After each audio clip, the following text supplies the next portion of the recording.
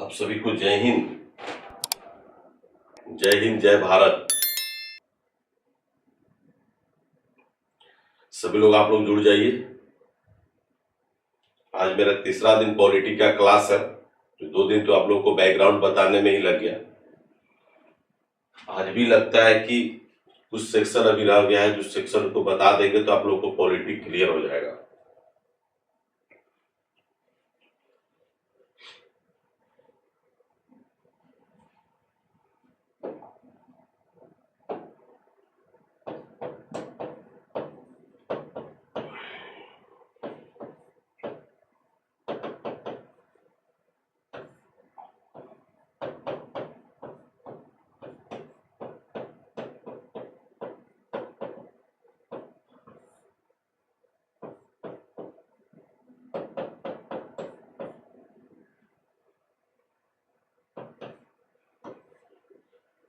आज तीसरा क्लास है पॉलिटी का।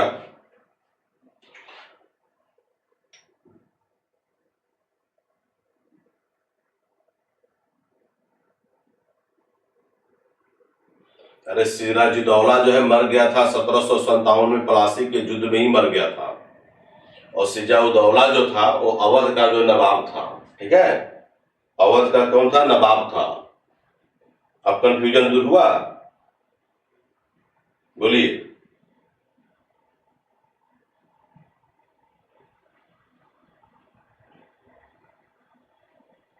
सिराजुद्दौला जो है, प्लासी का जब युद्ध हुआ, रॉबर्ट क्लाइव और सिराजुद्दौला के बीच में जब युद्ध हुआ 1757 ईस्वी में, उसमें आपको बताया था ना कि मीर जाफर और राय दुर्लभ, ये दोनों जो लोग थे, जो सेनापति था, एक मंत्री था, ये दोनों जाकर के रॉबर्ट क्लाइव की ओर जाकर के मिल गया था, ठीक है।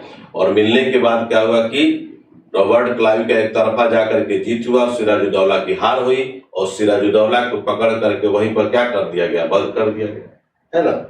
तो अब तो सिराजुद्दौला में सिजाउद्दौला में आपको अंतर समझ में आ गया होगा। वो जो था सिजाउद्दौला जो था, वो क्या था कि आपको अवध का नवाब था, बंगाल का नवाब अलग से बना था जिसका नाम था मीर जाफर, ठीक है। उसके बाद आपका मीर कासिम, है ना।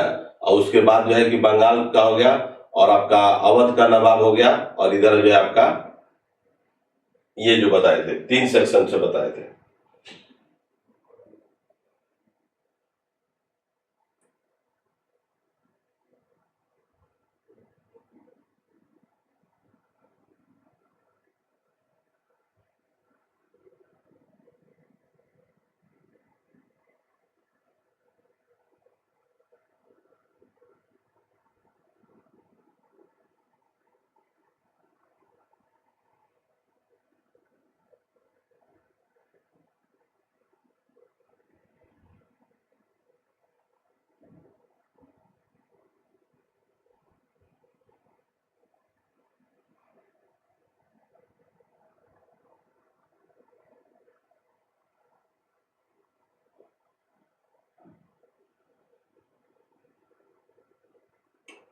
तो सभी लोग आप लोग जुड़ गए होंगे, मुझे आशा पूर्ण विश्वास है।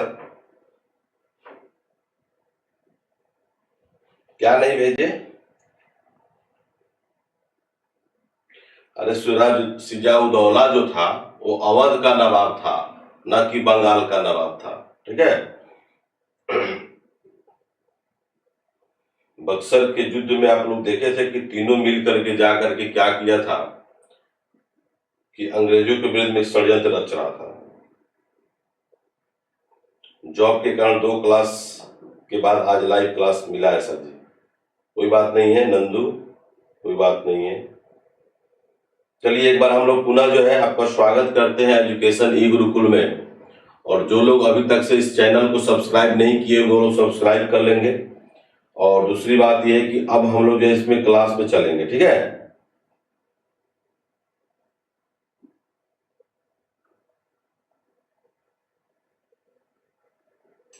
नोट्स आप लोग को मिलेगा, नोट्स स्वयं बनाइए, नोट्स आप लोग स्वयं बनाइए, नोट्स आप लोग स्वयं बनाइए, मेरे पर डिपेंड मत रहिए। नोट्स के लिए आप स्वयं जिम्मेवार हैं। पढ़ाई आप कीजिए, नोट्स बनाइए, उसके बाद हम लोग तो देंगे ही, लेकिन सबसे पहले है कि आप लोग मेहनत करिए। मेहनत करने से पीछे होइएगा, रिजल्ट नहीं होगा। क्लियर कर ध्यान रखिएगा हम क्या बोल रहे हैं।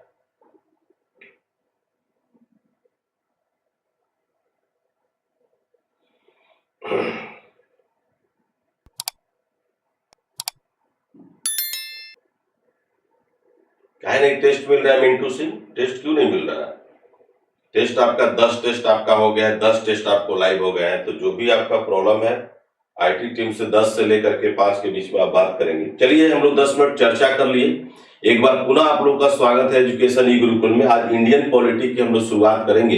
कल ही हम बताए थे कि भारत का संवैधानिक इतिहास यानी कि संवैधानिक विकास, ठीक है, यहीं से हम स्टार्ट होगा। आई मीन टू सेट, जिसको हम लोग बोलते हैं क्या, रेगुलेटिंग एक्ट। पहला चरण rule under British east India company, जिसको हम लोग बोलते हैं पहला चरण में जाकर के कंपनी रूल जिसको बोलते हैं उसी को बोला जाता है, ठीक है। 1773 से लेकर के आपको 1857 ईस्वी तक। इसमें आप लोग जैसे आप लोग जानते होंगे, चलिए आप लोग लिखते चलेंगे फेज 1 में और फेज 2 में। फेज 1 में देख लेंगे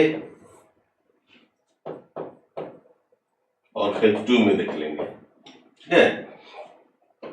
फेज 1 में और फेज 2 में क्या है लिख लेंगे कि rule under British east India company, rule under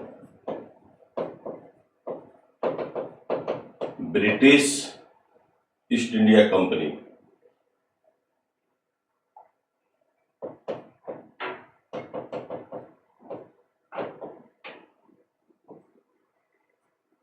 company, ठीक है, rule under British east India company के तहत 1773 से लेकर के 1857 तक, 1773 से लेकर के 1857 तक इसमें हम लोग पढ़ेंगे। ओके, कोई दिक्कत? इसमें सब बारी बारी से आपको बता देते हैं। साइड पर 10 टेस्ट नहीं दिख रहा है, काहे नहीं दिखा रहा है भाई? रूल अंडर ब्रिटिश क्राउन लिख लीजिएगा, rule under British crown, British crown के अधीन शासन,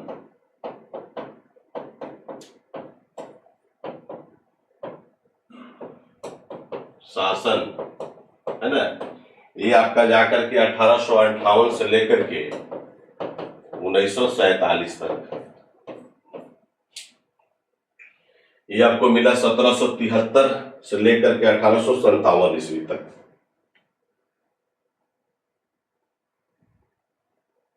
कोई दिक्कत?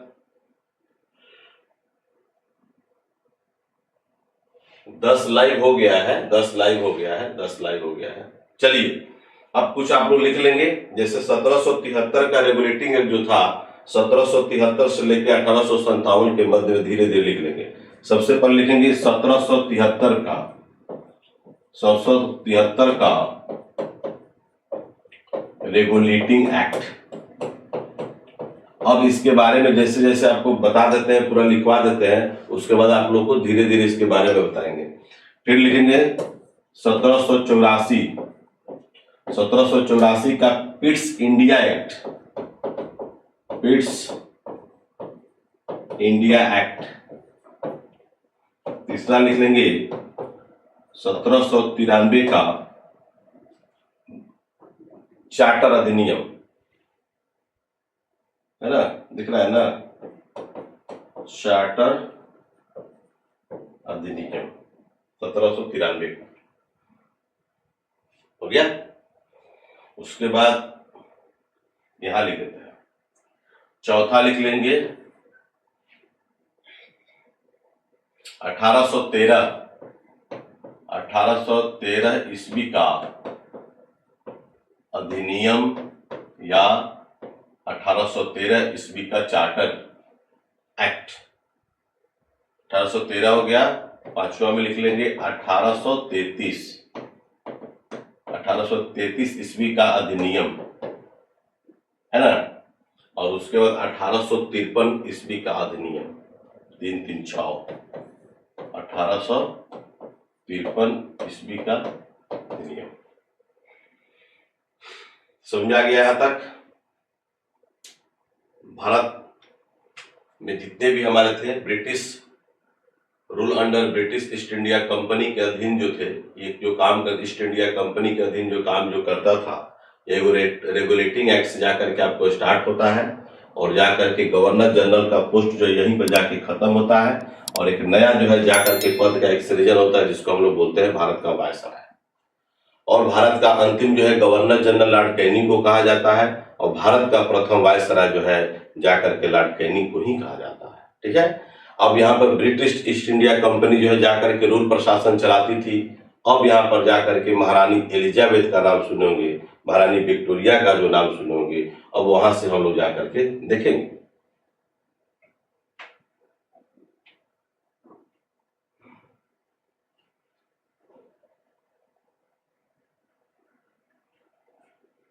कोई दिक्कत है यहाँ तक तो बोलेंगे, तो इसके बारे में आप लोग लिख लीजिए। यहाँ भी हम आपको लिखवा देते हैं, क्लियर कट लिखवा देते हैं और तब हम लोग को चर्चा करने में मजा आएगा। तो सबसे पहले हम लोग जाकर के 1773 के रेगुलेटिंग एक्ट पढ़ेंगे, उसमें 1784 का पिट्स इंडिया एक्ट पढ़ेंगे, 1793 ईस्वी का पढ़ेंगे, 1813 का, 1833 का, 1853 का। इससे से आपका 2 क्वेश्चन आपका फिक्स है, हर एग्जाम में से क्वेश्चन आपको आते हैं।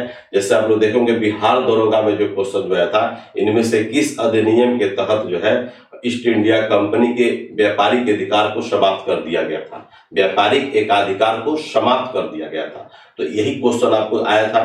तो इसमें सारा का सारा जो है डिटेल्स है, ये सारे के सारे आपको पढ़ाएंगे, सारे के सारे आपको लिखवाते चलेंगे।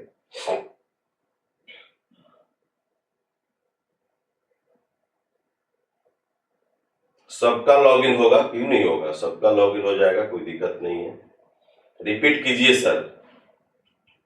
Ajit education academy 1833, act of settlement 1781, ये क्या है सर? तो पढ़ तो रहे, पढ़ेंगे ना, बता रहे हैं सब क्या है, सब बताएंगे क्या है, चिंता करने की बात नहीं। जो आपको 1773 के रेगुलेटिंग एक्ट में जो खामियां थी वो जाकर के 1781 ईस्वी में जाकर के आपको एक एक्ट आया था, ठीक है ना, एक्ट ऑफ सेटलमेंट। तो उसमें जो खामियां थी उसको जाकर उसको दूर किया गया और जो 20 वर्ष का एकाधिकार जो देता था, हमेशा जो है व्यापार करने का अधिकार जो प्राप्त हुआ करता था, उसी से रिलेटेड है। आपको जब जैसे ही बताएंगे हम आपको सबको लिखवाते चलेंगे, कोई टेंशन लेने वाली बात नहीं है। 1773 का जो रेगुलेटिंग एक्ट जो था उसी के खामी को सुधार किया गया था।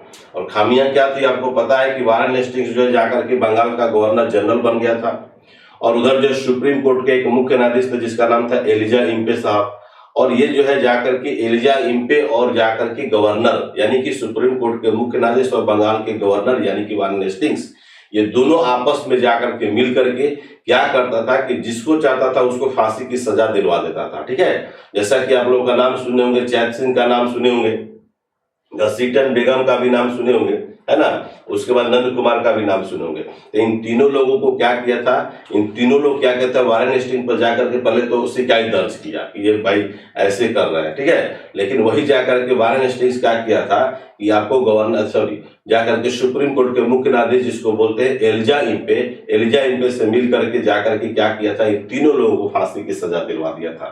ठीक है, तो बहुत सारी खामियां थी, तो वही है आपका 1781 का, है ना, 1781 का एक्ट ऑफ सेटलमेंट। बाबू कौन है? सुधांशु रंजन, वही है। अब चर्चा करेंगे, आपको धीरे धीरे सब चर्चा करेंगे, ठीक है ना। उसी के बाद जाकर के 1784 का जाकर के एक्ट बना था, ठीक है, उसी के बाद ही जाकर के बना था जिसको पिट्स इंडिया एक्ट कहा जाता है। कोई दिक्कत बोलिए।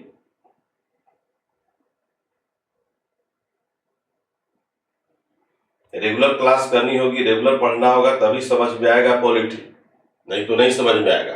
अभी तक से हम जो भी बताए हैं सर, हम लोग चार्टर अगर पढ़ लेंगे तो चार्टर पढ़ने से आपका आधा जो है, आधा का पूरा गवर्नर जनरल के बारे में आप लोग समझ जाएंगे, वायसराय के बारे में समझ जाएंगे। जो गवर्नर जनरल थे वायसराय, तो उनके पीरियड में कौन कौन सा अच्छा काम हुआ था वो भी समझ जाएंगे। तो कहीं ना कहीं से क्वेश्चन आपको हमेशा 2-3 क्वेश्चन आपको देता है। ओके, तो चलिए हम आगे बढ़ते हैं। ये आपका हो गया rule under British east India company के अधीन जो है जाकर के आपको स्टार्ट होता है 1773 के रेगुलेटिंग एक्ट से और जाकर के आपको अंत होता है 1853 का, ठीक है ना। उसी समय जाकर के महारानी विक्टोरिया को जाकर के भारत की सम्राज्ञी घोषित कर दिया गया था और पूर्ण रूप से जाकर के जो व्यापारिक अधिकार जो थे, जो उसके पहले 1813 में देखे होंगे, चाय का व्यापार करने का अधिकार दिया गया था और चाइना के साथ व्यापार करने का अधिकार दिया था। तो उसमें क्या हुआ कि यहाँ पर 1853 जो बना उसके तहत खत्म कर दिया गया और भारत के साम्राज्य जाकर के महारानी विक्टोरिया को क्या कर दिया गया, घोषित किया गया और उसी समय गवर्नर जनरल के पोस्ट को हटा करके क्या कर दिया गया, वायसराय। कहने का मेरा मतलब यह है कि जो भी हमारा भारत में प्रशासन अब चलेगा वो महारानी विक्टोरिया के प्रतिनिधि के रूप में ही जाकर के भारत के वायसराय आते थे भारत में और वहां से प्रशासन चलाते थे। ऐसा समझ में आता है तो सब समझ में आ जाएगा, बशर्ते कि आप लोग थोड़ा सा उसको पढ़ने की कोशिश करेंगे तो समझ में आएगा, ऐसे नहीं समझ में आएगा। चलिए अब यहाँ पर ब्रिटिश क्राउन के अधीन शासन है ना, रूल अंडर ब्रिटिश क्राउन। अब यहाँ से जाकर के आपको स्टार्ट होता है 1858 से लेकर के 1947 ईस्वी तक। तो लिख लेंगे 1858 का गवर्नमेंट ऑफ इंडिया, जिसको भारत शासन अधिनियम बोलते हैं। 1858 गवर्नमेंट ऑफ इंडिया एक्ट। 1858 का क्या बोलेंगे इसको, भारत शासन अधिनियम 1858 का। नोट करते चलेंगे, सबके बारे में बता देते हैं और धीरे धीरे इसके बारे में हम लोग चर्चा करेंगे तब और समझ में आएगा। 1861 का लिख लीजिएगा, भारत परिषद अधिनियम, काउंसिल उसी को बोलते हैं भारत परिषद अधिनियम। ठीक है, दिखाई दे रहा है ना। तीसरा लिख लेंगे आप लोग, फिर 1861 के बाद वही 1892 नोट कर लीजिएगा।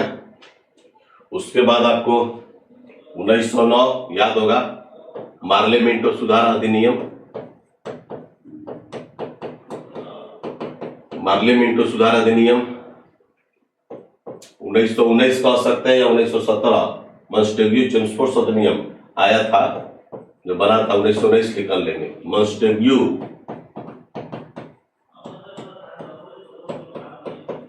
चेम्सफोर्ड सुधार अधिनियम दिखाई दे रहा है, मॉन्टेग्यू चेम्सफोर्ड। उसके बाद लिखेंगे 1935 का भारत शासन अधिनियम। 1935 का भारत शासन अधिनियम, गवर्नमेंट ऑफ इंडिया एक्ट इसको बोलते हैं। थोड़ा रिपीट कीजिए, बिल्कुल रिपीट कर देते, थोड़ा सा आप लोग लिख लो। आप लोग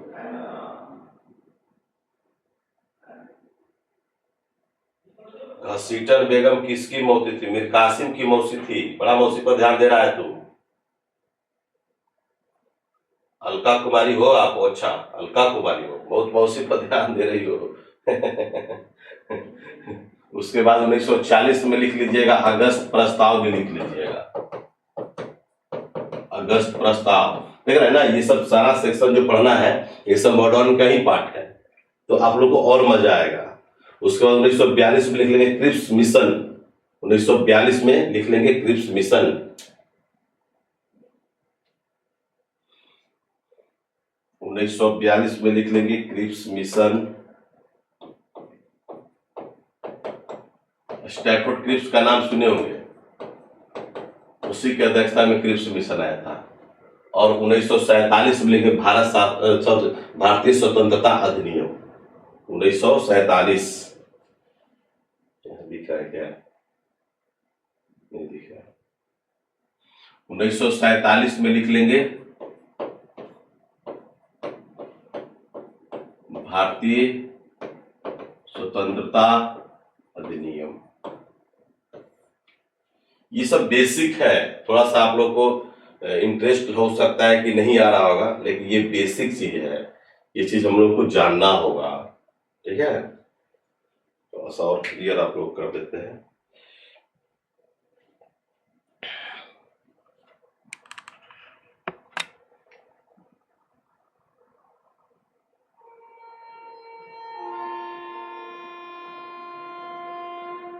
अब साफ दिख रहा है ना टोटल? चलिए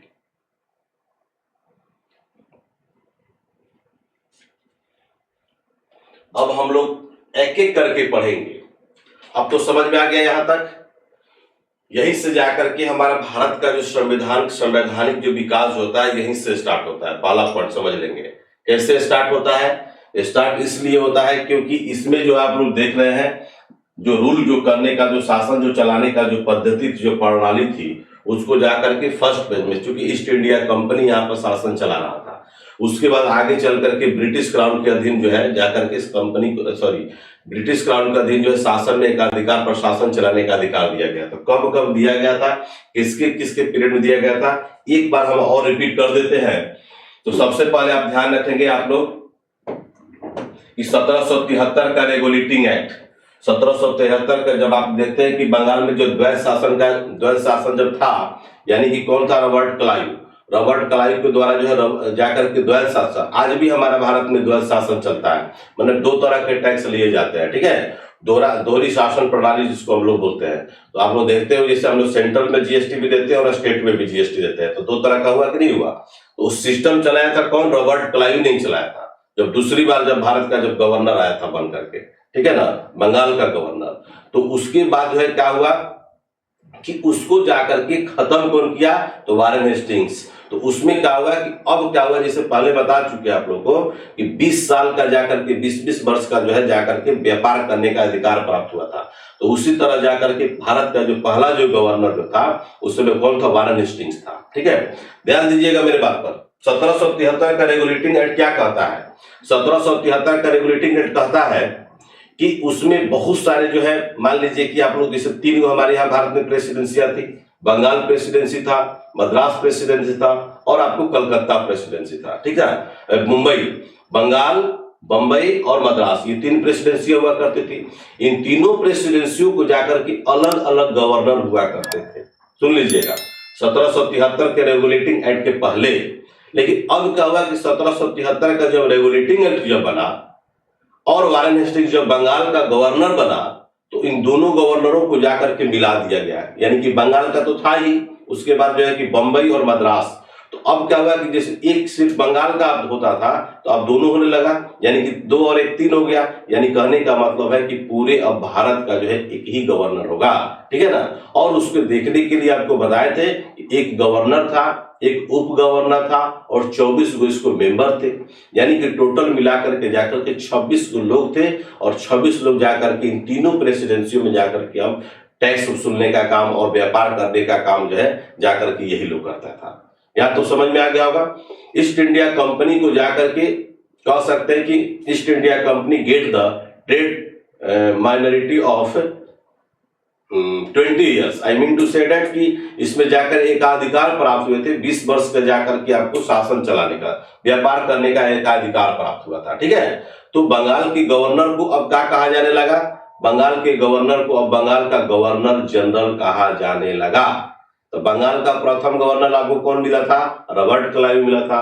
अब बंगाल का गवर्नर नहीं बल्कि गवर्नर जनरल, क्योंकि सिर्फ और सिर्फ जो है बंगाल का था वो, अब क्या हुआ कि मद्रास प्रेसिडेंसी का भी हो गया और मुंबई प्रेसिडेंसी का भी हो गया। इसलिए जाकर के आपको जो है कि अब क्या कहा जाए, बंगाल का गवर्नर जनरल कहा जाने लगा।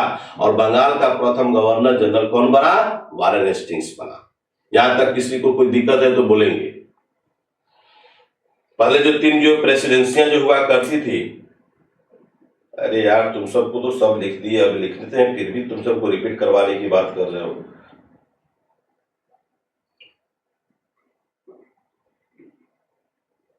हाँ 26 लोग ही जाकर के देखो, ध्यान दो, रिपीट करने की बात कर रहे हो तो पहला जो है आप लोग को बता देते हैं कि फेज 1 जो शासन जो प्रणाली जो चलाने की जो स्थिति थी, तो 1773 का रेगुलेटिंग एक्ट हो गया। इसी के बारे में हम लोग 1 बाय 1 पढ़ेंगे ना। तो उसके बाद 1784 का क्या है, पिट्स इंडिया एक्ट है। 1781 भी एक लड़का बोला, उसके बारे में हम जो भी इसमें खामियां थी हम बता रहे हैं कि क्या क्या खामियां थी। एक सेक्शन पढ़ लेंगे तो दूसरा समझ में, दूसरा पढ़ेंगे तीसरा, तीसरा पढ़ेंगे चौथा, सब समझ में आ जाएगा। फिर 1793 का चार्टर अधिनियम है ना, 3 गो इधर मिला, 73, 84, 93, उसके बाद 1813, 1833 और 1853। ये जो देख रहे हैं 1857 का जो विद्रोह जो हुआ था, 1853 के चार्टर अधिनियम था, उसकी पीरियड में लॉर्ड कैनिंग हुआ। उस समय भारत का हमारा गवर्नर जनरल था, ठीक है ना, लॉर्ड कैनिंग। तो सब इसके बारे में बता देंगे, तो ये आपको याद रखना होगा। अब इसकी मूलभूत जो है जो जो क्वेश्चन आपके एग्जाम्स में आते हैं उसको हम चर्चा करेंगे, आपको 1 बाय 1 करेंगे। पहले इतना समझ लीजिएगा। ठीक है। अब देखिए ब्रिटिश ईस्ट इंडिया कंपनी यहाँ पर शासन चलाती थी फर्स्ट फेज में। अब सेकंड फेज में क्या हुआ कि ब्रिटिश ईस्ट इंडिया कंपनी जो भी एकाधिकार जो मिलते थे 20 वर्ष के प्रशासन सॉरी व्यापार करने का अधिकार जो मिलता था वहां खत्म हो चुका था। ठीक है ना। महारानी विक्टोरिया को जाकर के भारत की साम्राज्ञी घोषित किया गया। अब बोला कि नहीं अब व्यापार नहीं, यहाँ पर प्रशासन अब चलाया जाएगा। ठीक है। तो वही जाकर के 1858 में आप जो देख रहे हैं 1858 ईस्वी का अधिनियम जो देख रहे हैं, अब यहां से जाकर के स्टार्ट होता है भारत में अंग्रेजों का प्रशासन चलाना। पहले व्यापार करता था, अब यहाँ पर क्या करेगा, प्रशासन चलाएगा। ध्यान रखेंगे। 1861 भी है, 1892 भी है, उसके बाद आपका 1909 भी है, मार्लिमेंटो सुधार अधिनियम है। 1919 में जाकर के मॉन्टेग्यू चेम्सफोर्ड सुधार अधिनियम आया था। 1935 में भारत शासन अधिनियम आया था। 1940 में अगस्त प्रस्ताव आया था। 1942 में क्रिप्स मिशन स्टैफोर्ड क्रिप्स की अध्यक्षता में आया था। और 1947 में जाकर के आपको भारतीय स्वतंत्रता अधिनियम लॉर्ड माउंटबेटन योजना का भी नाम सुनेंगे। लॉर्ड माउंटबेटन को जाकर के भारत भेजा गया था। ठीक है। तो 1 बाय 1 जो है इसको हम लोग आप पढ़ेंगे तब आपको समझ में आएगा। ठीक है। 1 बाय 1 पढ़ेंगे, लिखते चलेंगे तब समझ में आएगा। सही बात है।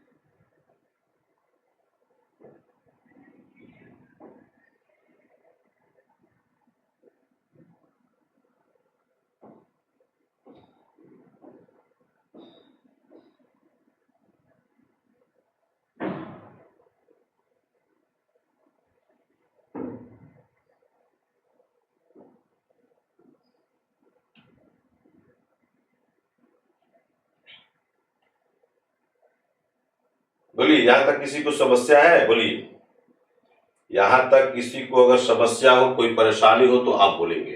ठीक है। यहां तक किसी को भी समस्या हो चुका रन आगाज का युग बदलने की बारी है। जीत उसी की होगी जिसकी संघर्ष जारी है।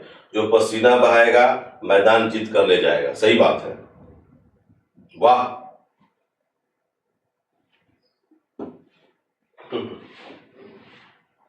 अब चलेंगे हम लोग बारी बारी से पढ़ेंगे। East India company and British crown में क्या डिफरेंसेस था। ईस्ट इंडिया कंपनी को भारत में जाकर के एकाधिकार प्राप्त है व्यापार करने का। ठीक है। यह तो समझ में शॉर्ट फॉर्म में बता रहा है। ब्रिटिश ईस्ट इंडिया कंपनी क्या करती थी कि भारत में जो है व्यापार करना था। ठीक है। उसके बाद क्या हुआ कि आपको आगे चल करके क्या हुआ कि अब व्यापार नहीं करेगा बल्कि अब यहाँ पर क्या करेगा, प्रशासन चलाएगा।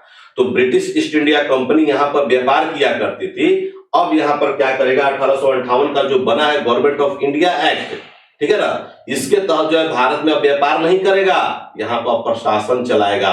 ये व्हाट डिफरेंस यही है दोनों में। ठीक है। पहले व्यापार करता था, क्योंकि स्टार्टिंग में आपको याद है कि 31 दिसंबर 1620 में ब्रिटिश लोग जो आए थे, जो ब्रिटिशर्स जो आए थे, वो जाकर के यहाँ पर भारत में क्या किए थे बताइए।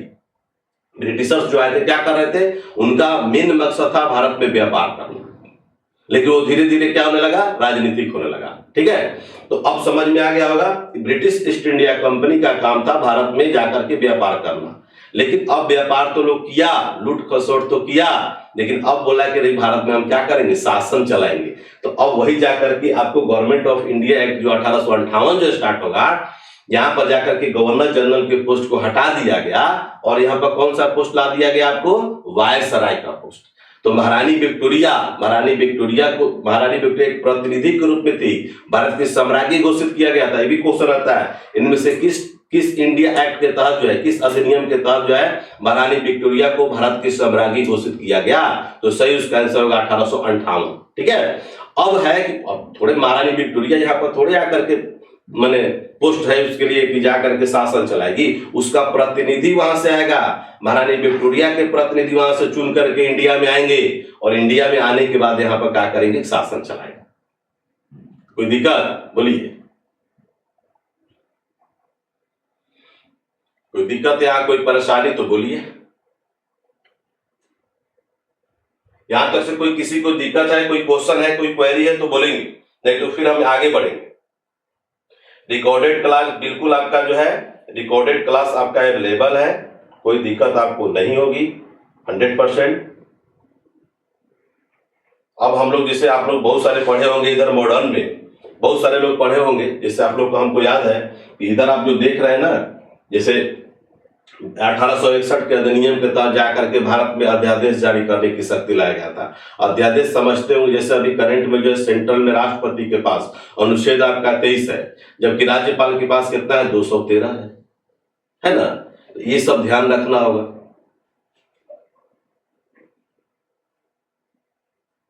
कोई दिक्कत, कोई परेशानी? आगे बढ़े, सेकेंड चैप्टर बोलिए। आप लोग क्लियर करेंगे तो हम आगे बढ़ जाएंगे। आगे बढ़िए सर, थैंक यू। चलिए अब हम लोग सीधी सी बात करेंगे, लिखेंगे 1773 ईस्वी का रेगुलेटिंग एक्ट, लिखते चलेंगे आप। 1773 ईस्वी का रेगुलेटिंग एक्ट, 1773 ईस्वी का रेगुलेटिंग एक्ट।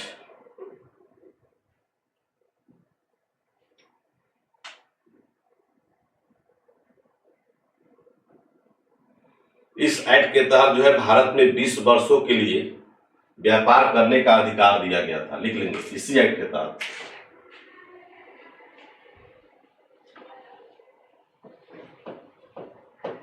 लिख लेंगे 20 वर्षों के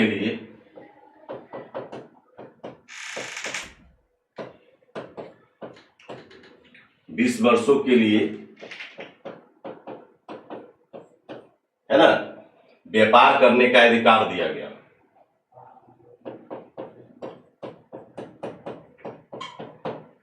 कोई दिक्कत?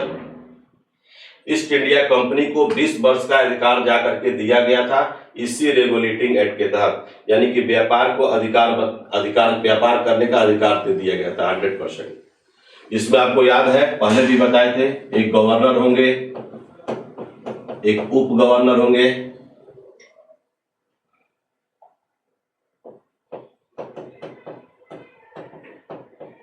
और जाकर के इसमें 24 गो मेंबर होंगे, सदस्य होंगे, यानी कि कुल मिलाकर के टोटल जो है 26 सदस्य। कितने सदस्य होंगे? 26 सदस्य होंगे। पहले कितना दिया गया था, मतलब बोलिए।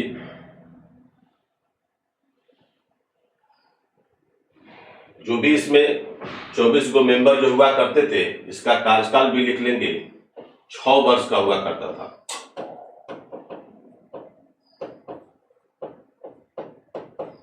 6 वर्ष का। कोई दिक्कत? 6 वर्ष का कार्यकाल हुआ करता था। एक गवर्नर, एक उप गवर्नर और 24 मेंबर का कार्यकाल जो हुआ करता था 6 वर्ष का हुआ करता था। ईस्ट इंडिया कंपनी में जाकर के नियुक्त किया जाता था। इसी को बोलते हैं कोर्ट ऑफ डायरेक्टर्स। इसी को जाकर के जो आप जो देख रहे हैं, इसको हम लोग बोलते हैं कोर्ट ऑफ डायरेक्टर्स, है ना, court of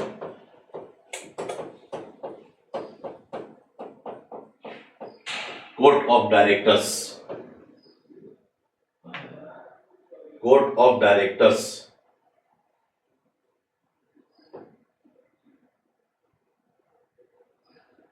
court of directors हुआ करते थे, ठीक है, यानी कि कोर्ट ऑफ डायरेक्टर्स कहा जाता था।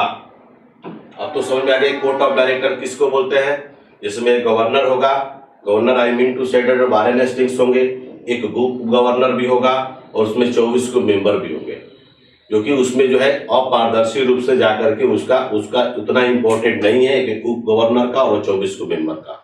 इसमें जाकर के बंगाल के governor, that is very important, इसलिए आपको इसको याद करेंगे, है ना। उस समय भारत में हमारे 3 गो प्रेसिडेंसियां काम करती थी।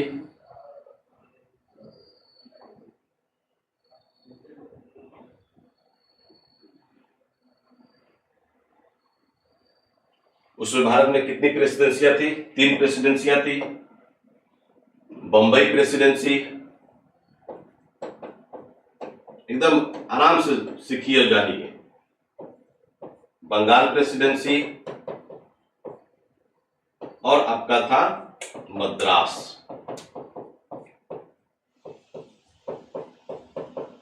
प्रेसिडेंसी। उस समय भारत में 3 प्रेसिडेंसियां काम किया करती थी, लेकिन सिर्फ और सिर्फ जो है बंगाल प्रेसिडेंसी के गवर्नर जनरल को ही आप लोग जानते होंगे, बाकी 2 लोगों का नाम आप नहीं जानते होंगे। जबकि इसलिए पहले बता चुके कि बंगाल का क्यों, क्योंकि बंगाल जो है ऑलरेडी जो है बहुत अच्छा था, वेल्दी था, यानी कि व्यापार करने के दृष्टिकोण से भी था, पैसे भी वहां अच्छे खासे थे, सोर्सेज भी अच्छे थे, इसलिए बंगाल है ना। जब अंग्रेज लोग जब भारत में जब आए तो सबसे अपना पहला व्यापारी कोठी कहाँ खोला था? सूरत में। सूरत कहाँ पड़ता है? तो गुजरात में। लेकिन जाकर के आधिपत्य कहाँ किया? तो बंगाल पर, क्योंकि बंगाल क्या था? एक मेन सेंटर था धन उगाही का। तो उस समय 3 प्रेसिडेंसियां हुआ करती थी, बंगाल प्रेसिडेंसी, मद्रास प्रेसिडेंसी और मुंबई प्रेसिडेंसी। अब क्या कर दिया गया कि इसी एक्ट के तहत जो है जाकर के इन तीनों प्रेसिडेंसियों का क्षेत्र जो है सिर्फ एक प्रेसिडेंसी, यानी बंगाल प्रेसिडेंसी के जो गवर्नर हुआ करते थे वो दोनों प्रेसिडेंसियों का पावर उसमें भेस्ट कर दिया गया। समझा गया? दोनों का पावर उसमें क्या कर दिया गया? भेस्ट कर दिया गया। इसलिए जाकर के बंगाल के गवर्नर को बंगाल का गवर्नर जनरल कहा जाने लगा। लिख लेंगे, बंगाल के गवर्नर को बंगाल बंगाल का गवर्नर जनरल कहा जाने लगा। बोलिए, कोई दिक्कत? पहले हमारे भारत में 3 जो प्रेसिडेंसियां हुआ करती थी, इसमें Bengal presidency, that is very important, और बंगाल के गवर्नर कौन होते थे? तो वारेन हेस्टिंग्स थे उस पीरियड में। उसके पहले रॉबर्ट क्लाइव था, नाम तो सुने ही होंगे, रॉबर्ट क्लाइव था। उसके बाद क्या हुआ कि इन तीनों प्रेसिडेंसियों के पावर को भेस्ट कर दिया गया बंगाल प्रेसिडेंसी में। तो जो बंगाल के गवर्नर थे अब जाकर के सीधे जो है बंगाल के गवर्नर जनरल कहा जाने लगा। Anybody left? कोई किसी को प्रॉब्लम? बोलिएगा। किसी को यहां पर कोई दिक्कत है तो बोलेंगे। यहां तक किसी को, अगर किसी को प्रॉब्लम है तो बोलेंगे।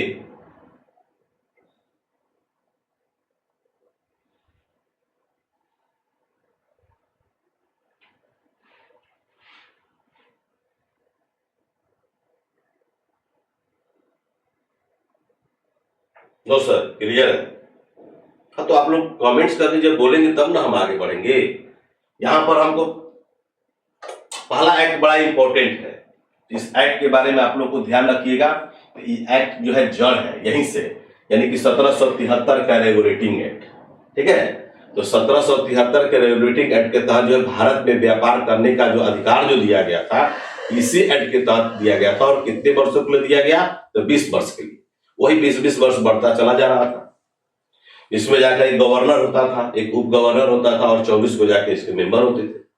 टोटल मिलाकर के 26 मेंबर, वही 26 मेंबर जो है जाकर के तीनों प्रेसिडेंसियों में जाकर के देखा करता था, टैक्स वसूल करता था, यानी कि कंपनी का काम देखा करता था, ठीक है। और उसका कार्यकाल कितना वर्ष का था? 6 वर्ष का था।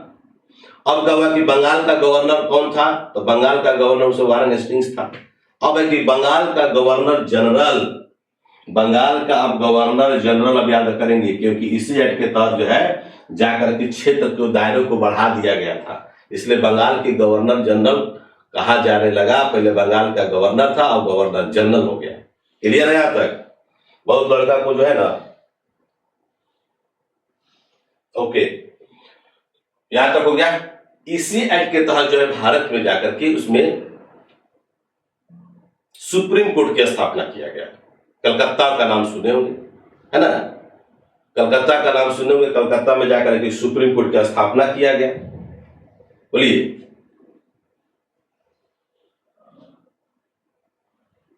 नोट कर लेंगे। 1774 में कलकत्ता में एक सुप्रीम कोर्ट की स्थापना हुआ। सुप्रीम कोर्ट की स्थापना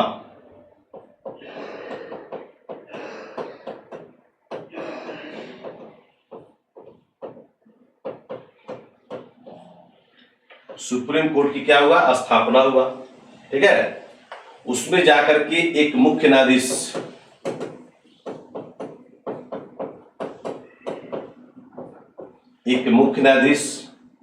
और 3 जो है अन्य न्यायाधीश। 1773 के रेगुलेटिंग एक्ट के तहत जाकर के कलकत्ता में सुप्रीम कोर्ट की स्थापना किया गया था। उसमें कहा गया कि एक मुख्य न्यायाधीश होंगे और 3 अन्य न्यायाधीश होंगे। उसका भी नाम यहां लिख लेंगे। एक मुख्य न्यायाधीश था जिसका नाम था एलिजा इम्पे।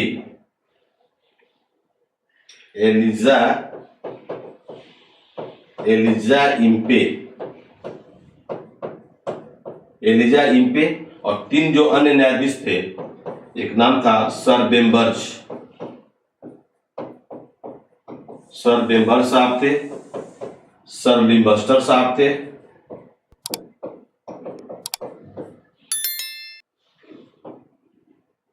सर हाइड साहब। तीसरा थे आपको सर हाइड। जब कलकत्ता में सुप्रीम कोर्ट की स्थापना किया गया तो उसमें कहा गया कि एक मुख्य न्यायाधीश सहित 3 अन्य न्यायाधीश होंगे। और एक मुख्य न्यायाधीश कौन हमको मिले? एलिजा इम्पे साहब मिले। और 3 जो अन्य न्यायाधीश मिले, सर बेम्बर साहब, सर हाइड साहब और सर लिम्बस्टर साहब। ठीक है, सर हाइड साहब, सर बेम्बर साहब और सर लिम्बस्टर, जिस चेम्बर्स भी कहते हैं, लेकिन सर लिम्बस्टर याद रखेंगे। सर हाइड साहब, सर चेम्बर्स, है ना, और लिम्बस्टर। अब क्या हुआ कि अब तो इधर से एक मिल गए हमको वारेन हेस्टिंग्स साहब। कौन मिले?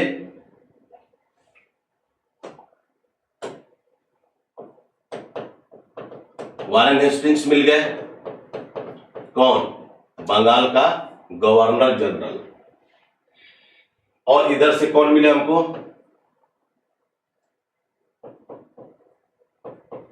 Elijah Impey. एलिसा लिखते हैं, एलिजा इम्पे, मुख्य न्यायाधीश, चीफ जस्टिस,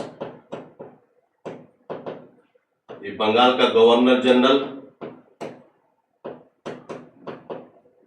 अब देखिए क्या होता है खेला। यहां तक कोई दिक्कत? इधर से बंगाल के गवर्नर जनरल वारेन हेस्टिंग्स हो गए, उधर से सुप्रीम कोर्ट के मुख्य न्यायाधीश कौन हो गए? एलिजा इम्पे हो गए। ये दोनों लोगों ने मिल करके मैंने कार्यपालिका और न्यायपालिका को माई बहन कर दिया था। माई बहन समझते हैं ना? कार्यपालिका का काम है अपना काम करना और न्यायपालिका का काम है अपना काम करना। जैसे मान लीजिए कार्यपालिका मतलब क्या हुआ? हमारा हो गया पार्लियामेंट, संसद, और न्यायपालिका का मतलब क्या हो गया? Supreme court. क्लियर? तो दोनों 2 विंग है, लेकिन यहां पर क्या था, ये लोग जो है दोनों लोग मिल करके जिसको चाहता था उसको सजा दिलवा देता था। ठीक है, यानी कि एलिजा इम्पे बात मानता था वारेन हेस्टिंग्स को, और वारेन हेस्टिंग्स मानता था किसको? एलिजा इम्पे को। इसी का देन है कि जाकर के नंद कुमार, घसीटन बेगम और आपको चैत सिंह, 3 मैन नोट कर लीजिएगा। नंद कुमार, घसीटन बेगम और चैत सिंह। ये जो है घसीटन जो बेगम थी, ये मीर कासिम की मौसी थी। दिखाई दे रहा है ना? मीर कासिम की जो थे मौसी थी। ये लोगों ने क्या किया कि एक आरोप लगाया कि इस पर वारेन हेस्टिंग्स पर आरोप लगाया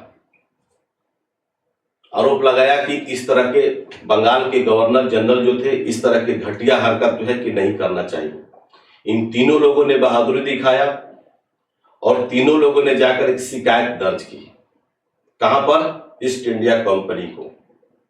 ठीक है, हुआ यूं कि ये फिर जाकर के ये दोनों लोग क्या किया कि मिल गया और तीनों को फांसी की सजा जाकर के आपको 1784 ईस्वी में 1784 ईस्वी में जाकर के डिसीजन हुआ और इन तीनों को फांसी की सजा मिला। कोई दिक्कत? 1784 ईस्वी में नंद कुमार, घसीटन बेगम और चैत सिंह, इन तीनों को जाकर के फांसी की सजा दिया गया। ओके, एलिजा इम्पे, ठीक है, ELISA, एलिजा। ओके, बोलिए, इन तीनों को क्या हुआ कि फांसी की सजा दिया गया। हुआ यूं कि आगे चल करके वारेन हेस्टिंग्स पर जाकर महाभियोग लगाया गया, इंपीचमेंट जिसको बोलते हैं। क्या बोलते हैं? इंपीचमेंट।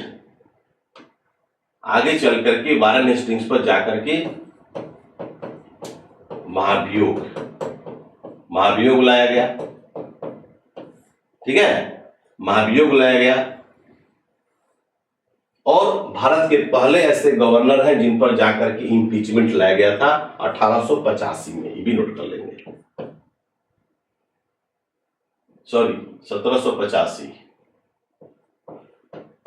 ठीक है, 1785 में इनमें जाकर के इंपीचमेंट लाया गया, यानी कि अमेंडमेंट करके, जिसको बोलते हैं लोग महाभियोग। जैसे राष्ट्रपति के पास देखते होंगे कि महाभियोग, राष्ट्रपति को या सुप्रीम कोर्ट के मुख्य न्यायाधीश को महाभियोग की प्रक्रिया से या अन्य न्यायाधीश को भी जाकर के महाभियोग के कारण ही जाकर के उसको हटाया जा सकता है। महाभियोग जब लगेगा तभी। ठीक है, महाभियोग की प्रक्रिया आप लोग जानते हैं, यानी कि अनुच्छेद कितना है? 61 है। राष्ट्रपति पर अगर महाभियोग संविधान के प्रति अगर कोई गलत कोई व्यवहार करता है तो उसका दुरुपयोग करता है कॉन्स्टिट्यूशन का, तो उस पर जाकर के इंपीचमेंट लाया जाता है। और यही कारण था कि जाकर के बंगाल के गवर्नर जनरल वारेन हेस्टिंग्स पर जाकर के आपको इंपीचमेंट लाया गया। बोलिए, यहां तक किसी को दिक्कत है? 1784 में जाकर के फांसी दे दिया गया इन तीनों को, नंद कुमार को, घसीटी बेगम को और जाकर के चैत सिंह को। जैसे ही यह बात जब ब्रिटेन जब पहुंचा तो जाकर के इस पर क्या हुआ? इंपीचमेंट लाया गया, इस पर महाभियोग लाया गया और एक नया जो है पिट्स इंडिया एक्ट जिसको बोलते हैं, जैसा आप लोग बता रहे थे, 1784 का बना, जैसा कि हम पहले बता चुके हैं। 1784 का पिट्स इंडिया एक्ट। आगे बढ़े, जहां तक किसी को प्रॉब्लम अगर नहीं हो तो निश्चित तौर पर हम आगे बढ़ेंगे।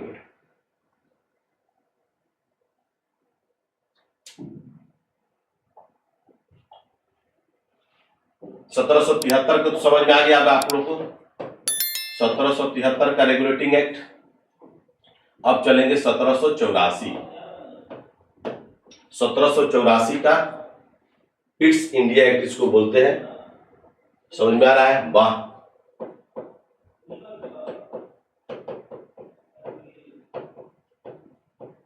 पिट्स इंडिया एक्ट, बहुत सुंदर, बहुत सुंदर। जहां एकदम समझना है, क्लियर एकदम समझना है, माइंड में एकदम आप लोगों को डाल देना है, ध्यान रखेंगे। 1784 का क्या बना? पिट्स इंडिया एक्ट बना। पिट्स इंडिया एक्ट और बोर्ड ऑफ कंट्रोलर जिसको बोलते हैं, और बोर्ड ऑफ कंट्रोलर। ठीक है, और बोर्ड ऑफ कंट्रोलर लिख लेंगे। इस एक्ट के तहत जो है बोर्ड ऑफ कंट्रोलर, इसमें मेंबर की संख्या 6 सदस्य, और बोर्ड ऑफ कंट्रोलर बना।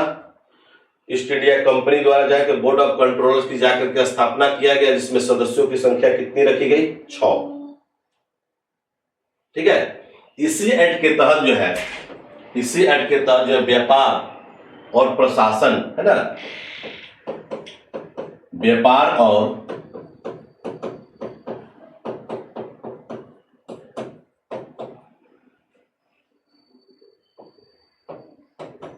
अलग कर दिया गया।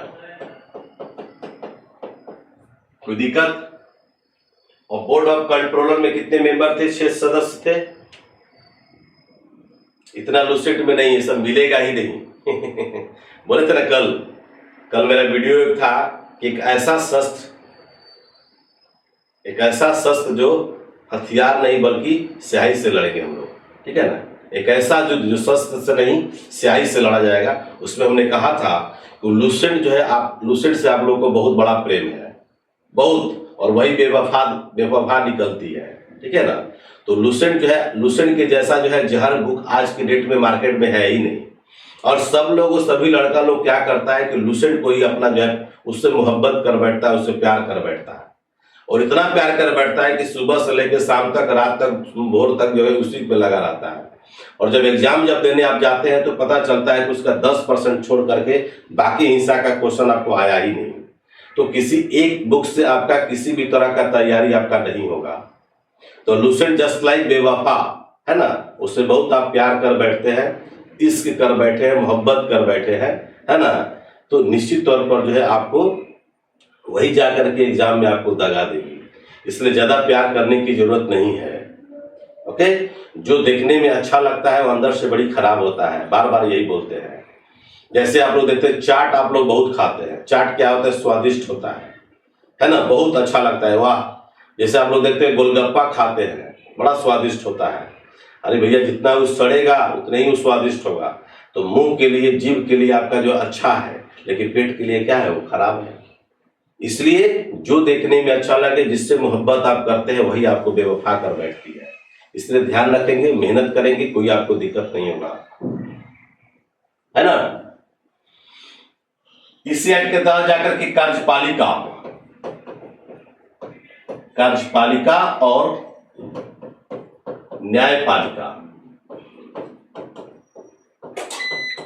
न्यायपालिका को स्वतंत्र कर दिया गया था।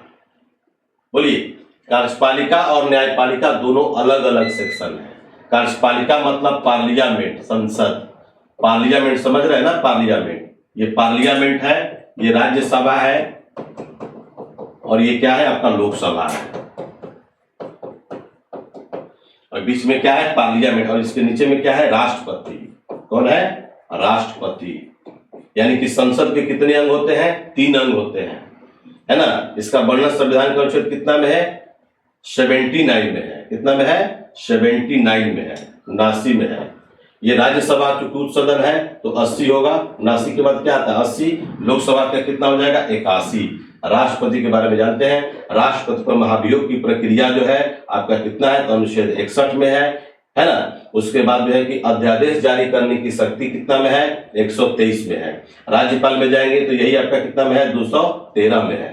तो आर्टिकल जैसे आपको पहले भी बताया है कि आपको 444 को अनुच्छेद है, तो 444 में से राकेश लाल मात्र 44 को याद करवाते हैं, और वही 44 से क्वेश्चन आपको बार बार आएगा। बोलिए, कोई दिक्कत? तो आपको हमने क्या बताया कि कार्यपालिका और न्यायपालिका को जाकर के स्वतंत्र कर दिया गया था। कार्यपालिका मतलब होता है पार्लियामेंट, न्यायपालिका का मतलब होता है सुप्रीम कोर्ट। सुप्रीम कोर्ट जो भी काम करते हैं उसमें पार्लियामेंट दखल अंदाजी नहीं करेगा, और जो आपको पार्लियामेंट जो काम करेगा उसमें सुप्रीम कोर्ट जो है दखल अंदाजी नहीं करेगी। यानी इसी एक्ट के तहत जो है जाकर के आपको क्या कर दिया गया था? न्यायपालिका और कार्यपालिका को क्या कर दिया गया था? स्वतंत्र कर दिया गया था। कार्यपालिका का मतलब क्या हुआ बाबू? बोलिए, कार्यपालिका का मतलब हुआ आपको वारेन हेस्टिंग्स, समझिएगा। वारेन हेस्टिंग्स मतलब बंगाल का गवर्नर जनरल। न्यायपालिका का मतलब क्या हुआ? Elijah Impey. एलिजा इम्पे, बोलिए, हुआ कि नहीं हुआ? ये हो गया क्या? ये हुआ, ये मान के चलिए उस समय के क्या थे? राष्ट्रपति थे। जैसे आप लोग देख रहे हैं। और ये आपका मतलब क्या हुआ, न्यायपालिका जैसा आज था वैसा वो भी है। कहने का मतलब है कि दोनों ये लोग जो है जाकर के, आप अभी चर्चा कर रहे थे 1781, ठीक है ना, अभी चर्चा कोई कर रहा था भाईजान, मैं मैसेज किया था, ये क्या है। तो जो भी आपका 1773 के रेगुलेटिंग एक्ट में जो खामियां थी, उस खामियों को जाकर के 1771, है ना, सॉरी 1700 कितना है, 81 ना, 1781 में जाकर के उसकी कमी को क्या कर दिया गया, दूर कर दिया गया। और तब जाकर के एक नया जो है जाकर के एक्ट भेजा गया, जिसको बोलते हैं पिट्स इंडिया एक्ट 1784। इस 1784 की जो मुख्य बातें आप लोग समझ लेंगे। कल राष्ट्रपति का चुनाव हुआ है, द्रौपदी मुर्मू हमारे देश की 15वीं जो है कि राष्ट्रपति बन गई हैं, ठीक है। अब उनका शपथ ग्रहण होगा। अभी प्रेजेंट में हमारे देश के राष्ट्रपति रामनाथ कोविंद और उपराष्ट्रपति एम वेंकैया नायडू, है ना। धनखड़ साहब को, जो कि वेस्ट बंगाल के जो है गवर्नर थे, उनको जाकर के एनडीए की तरफ से उम्मीदवार बनाया गया है, धनखड़ साहब को, जो उपराष्ट्रपति का भी चुनाव होगा। तो राष्ट्रपति का चुनाव कल आपका मतगणना हो गया। इसके अपोजिट में नोट कर लेंगे, जसवंत सिन्हा थे, जो कभी एनडीए में जाकर के विदेश मंत्री और वित्त मंत्री के पद पर भी सुशोभित किए हैं। और एनडीए की तरफ से जो है जाकर के आज की डेट में जो है एनडीए की तरफ से थे, लेकिन जो राष्ट्रपति के जो उम्मीदवार थे वो विपक्ष की तरफ से थे, यानी कि कांग्रेस पार्टी और अन्य जो जितने भी क्षेत्रीय पार्टियां हैं उनके तरफ से थे। इसमें द्रौपदी मुर्मू को जाकर के सफलता हासिल लगी और हमारे देश की जो है 15वीं जो है राष्ट्रपति बन गई। आप भी चाहे तो जाकर के उनको ट्विटर हैंडल पर जाकर के आप ट्वीट करके उनको बधाई आप दे सकते हैं। तो 15वीं राष्ट्रपति के रूप में भारत की प्रथम महिला, वो भी एसटी अनुसूचित जनजाति से बिलोंग करती है और अनुसूचित जनजाति के रूप में हमारी अगली जो प्रेसिडेंट जो मिली है वो द्रौपदी मुर्मू मिली है। तो आप उनको बधाई दे सकते हैं। चलिए थोड़ा सा पानी पी लिया जाए।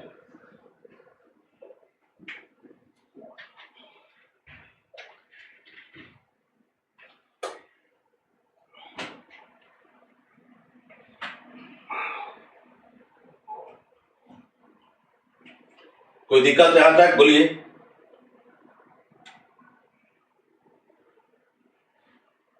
भारत की प्रथम महिला पहले बन चुकी है बाबू। ये जो है एसटी के रूप में है, अनुसूचित जनजाति के रूप में है। पहले हमारे जो रामनाथ कोविंद तो एससी थे, उसके एससी भी पहले बन चुके हैं। प्रतिभा देवी सिंह पाटिल का नाम सुने होंगे, जो भारत की प्रथम महिला जो है राष्ट्रपति के रूप में सुशोभित कर चुकी है।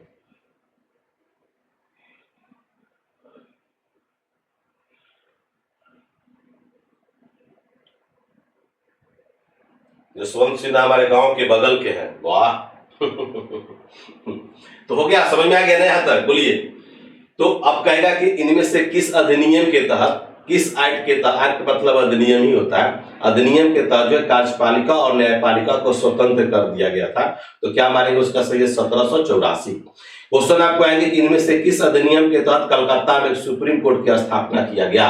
तो सही इसका आंसर 1773 का रेगुलेटिंग एक्ट, ठीक है। सबसे पहले मुझे बंगाल के गवर्नर, बंगाल के प्रथम गवर्नर कौन थे, रॉबर्ट क्लाइव को करेंगे, ठीक है। उसके बाद कहेगा कि बंगाल का प्रथम गवर्नर जनरल कौन था। तो अब समझ में आएगा कि वारेन हेस्टिंग्स साहब थे, ठीक है ना। अब बंगाल के गवर्नर जनरल के पोस्ट को हटा करके भारत का गवर्नर जनरल कहा जाएगा 1833 के चार्टर में, ठीक है। तो आएगा तो आपको हम बताएंगे। अगला जो चार्टर आप लिखेंगे 1784 के बाद 1793, लिखिए, लिख लेंगे 1793 ईस्वी का अधिनियम।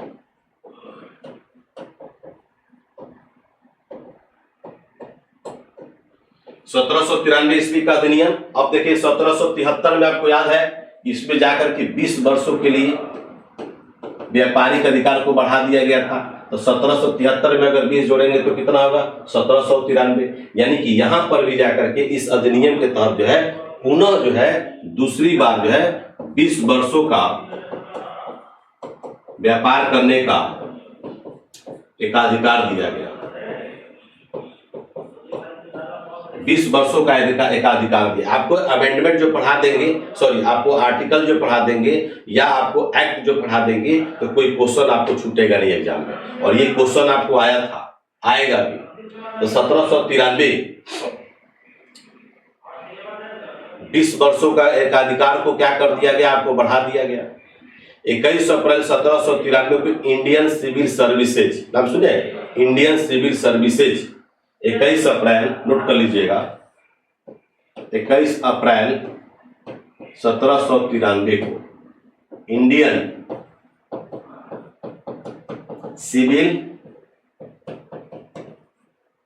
सिविल सर्विसेज, है ना, इंडियन सिविल सर्विस का जन्मदाता जो है लॉर्ड कॉर्नवालिस को कहा जाता है, याद है ना, 1786 से लेकर के 93 तक था, वो भी नोट कर लीजिएगा। लॉर्ड कॉर्नवालिस, है ना, लॉर्ड कॉर्नवालिस 1786 से लेकर के 1793 ईस्वी तक था गवर्नर, है ना। तो इंडिया सिविल सर्विसेज के जो स्थापना जो हुआ था, आपको इसी एक्ट के 1793 के अधिनियम के तहत ही किया गया था।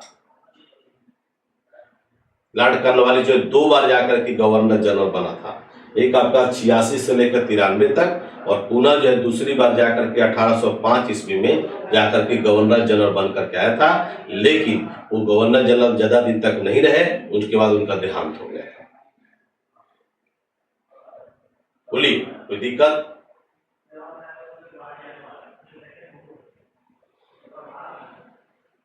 सत्रह सौ 93 समझ में आ गया होगा। तो अब हम लोग नेक्स्ट चलेंगे, यहां तक किसी को भी दिक्कत है तो बोलेंगे।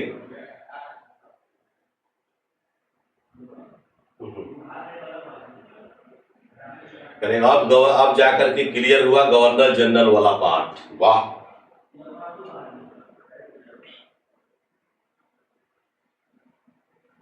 हाँ, गाजीपुर में जाकर के लॉर्ड कॉर्नवालिस भारत का पहले ऐसे गवर्नर जनरल है जिसका मकबरा जो है भारत में है, इसको गाजीपुर में, कहां पर है, गाजीपुर में है, लॉर्ड कॉर्नवालिस का। ये भी क्वेश्चन आपको आता है, भी आया था क्वेश्चन, एग्जाम में भी आता है। तो कोई तरह का दिक्कत नहीं, तो हम आगे बढ़ेंगे, जल्दी जल्दी इसको खत्म कर देंगे, 13:33 तक खत्म कर देंगे, 53 तक, अभी टाइम भी है आपको। चलिए नेक्स्ट पेज लेते हैं, लिख लेंगे 1813 ईस्वी का अधिनियम, 1813 ईस्वी का अधिनियम। इस अधिनियम की जो मूल बातें हैं उसको थोड़ा सा लिख लिया जाए।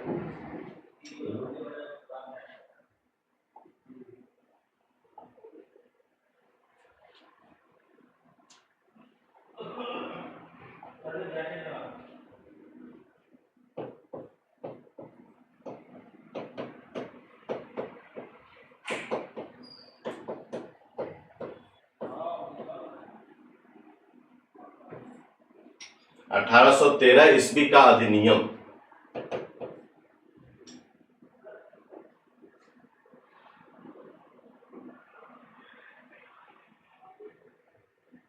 कोई दिक्कत नहीं है यहां तक, बहुत सुंदर, अच्छी बात है। इसका सबसे बड़ा इंपॉर्टेंट पॉइंट जानते हैं क्या है? इस अधिनियम के तहत जो है भारत में जो है ईसाई मिशनरी आए थे, और भारत में ईसाई मिशनरियों को प्रचार करने की आज्ञा दिया गया था। एक क्वेश्चन आता है, इनमें से किस अधिनियम के तहत ईसाई मिशनरियों को भारत में प्रचार करने की आज्ञा दिया गया? तो सही इसका आंसर होगा 1813 ईस्वी का अधिनियम। नोट कर लीजिएगा, सबसे पहला पॉइंट है कि भारत में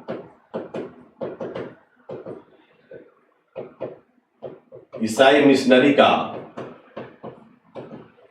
आगमन, है ना, यानी कि भारत में ईसाई मिशनरियों को प्रचार करने की आज्ञा।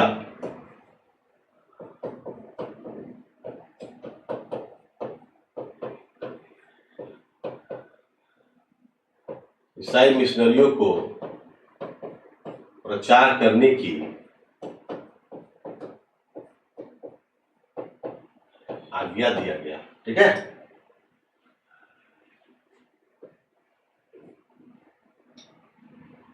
भारत में ईसाई मिशनरियों का आगमन हुआ था और भारत में ईसाई धर्म को प्रचार करने की आज्ञा दिया गया था 1813 ईस्वी के अधिनियम के तहत,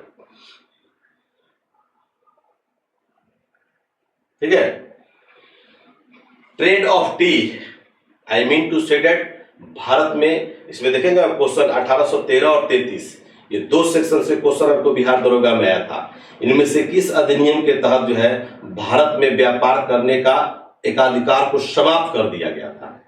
ठीक है, क्वेश्चन यही था। तो बहुत सारे लोग 13 आंसर मारे थे, जबकि उसका सही आंसर था 1833। ठीक है, तो इस अधिनियम के तहत जो है बहुत सारे व्यापारिक एकाधिकार को समाप्त कर दिया गया था, लेकिन ट्रेड ऑफ टी मतलब चाय का व्यापार और चीन के साथ व्यापार करने की आज्ञा दिया गया था। लिख लेंगे, ट्रेड ऑफ टी यानी कि चाय का व्यापार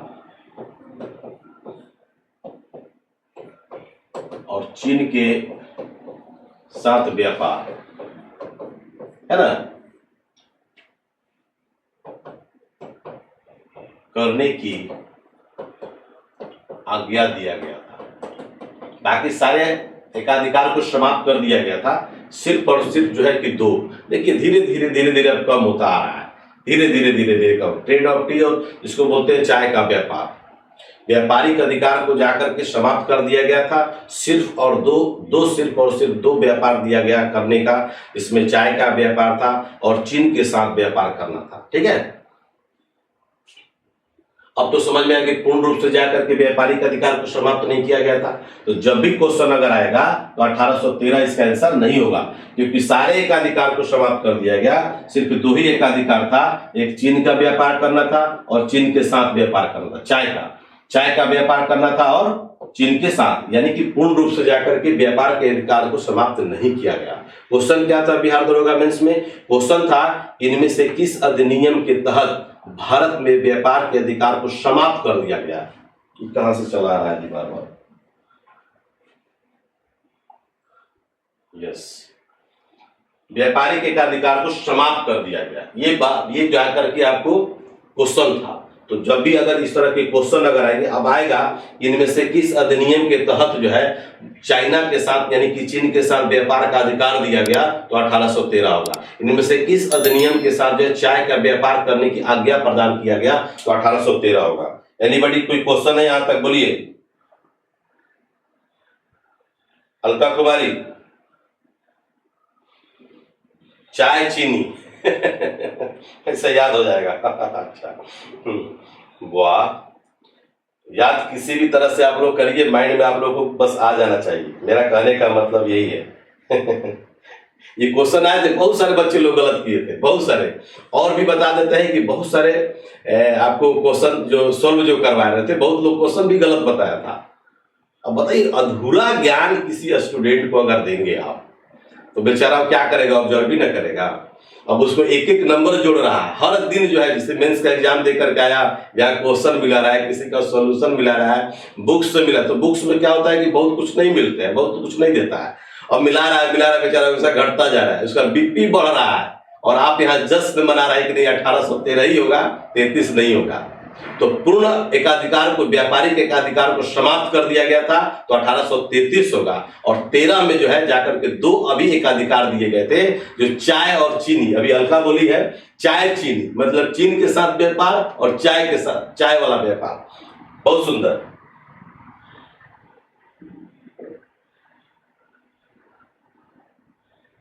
अधिनियम का मतलब क्या होता है अभी बताइए? सब गीत गवा गया, अभी सीता का ब्याह नहीं हुआ, बताइए। एक सीख लोग है।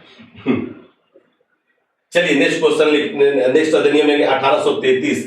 1813 तो पढ़ लिए, लिख लेंगे 1833 ईस्वी का अधिनियम।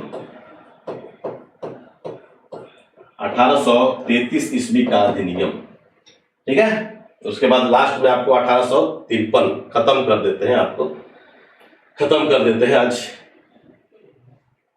Rule under British east India company आपको आज खत्म कर देंगे। 1833 ईस्वी का अधिनियम। अब इस अधिनियम के तहत जो है क्या हुआ था, जो बंगाल के गवर्नर जनरल जो हुआ करते थे, अब उसको जाकर के भारत का गवर्नर जनरल कहा जाने लगा।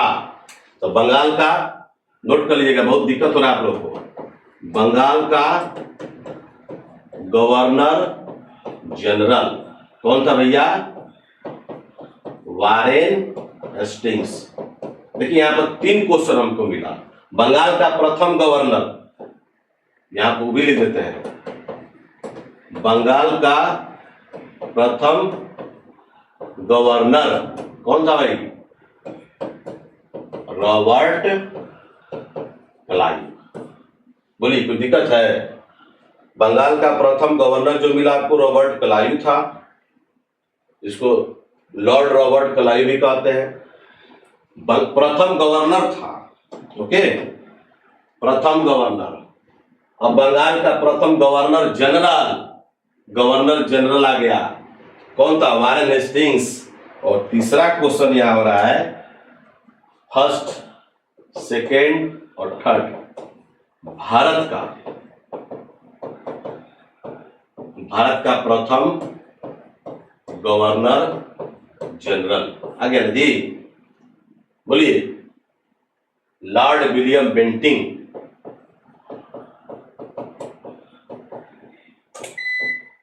लॉर्ड विलियम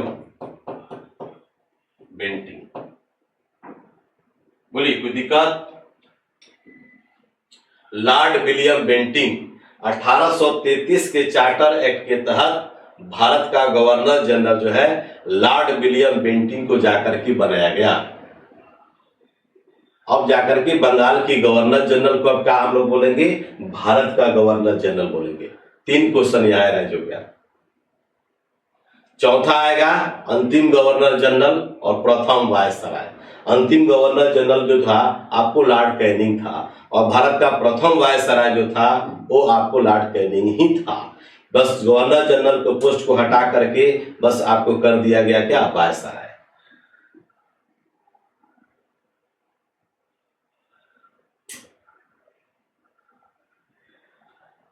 हो गया?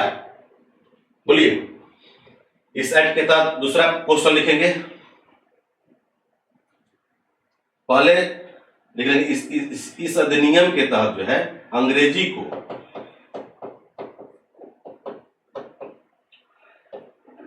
आधिकारिक भाषा बना दिया गया था।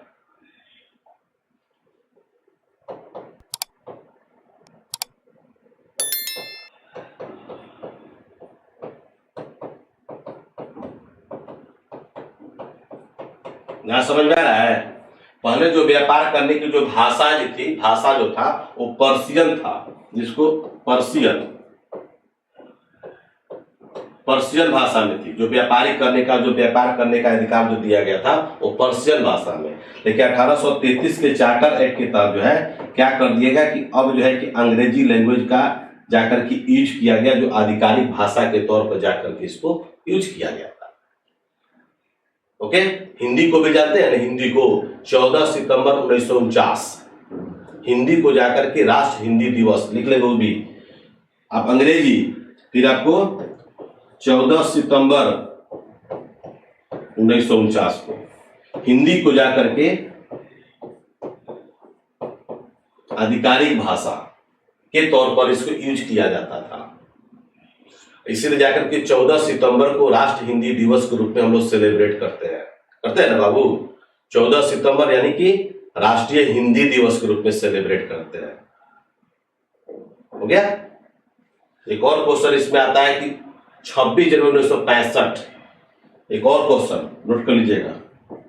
26 जनवरी 1965 को जाकर के इसी हिंदी को जो है हर जगह जो है अप्लाई किया गया। आज भी हमारा भाषा जो देखते होंगे, ऑफिशियल भाषा जो है राष्ट्रभाषा हिंदी ही है। ऑफिशियल जो भाषा जो है राष्ट्रभाषा क्या है? आपका हिंदी ही है। ध्यान रहे।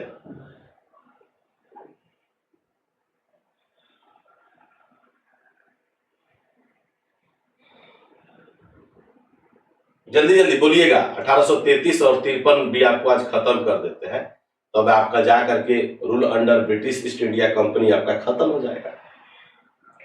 अब जाकर के क्राउन बच जाएगा, ब्रिटिश क्राउन के अंडर जो शासन जो व्यवस्था थी उसका हो जाएगा। ये 3 क्वेश्चन आपको समझ में आया? ये तीनों के बारे में जान लीजिएगा।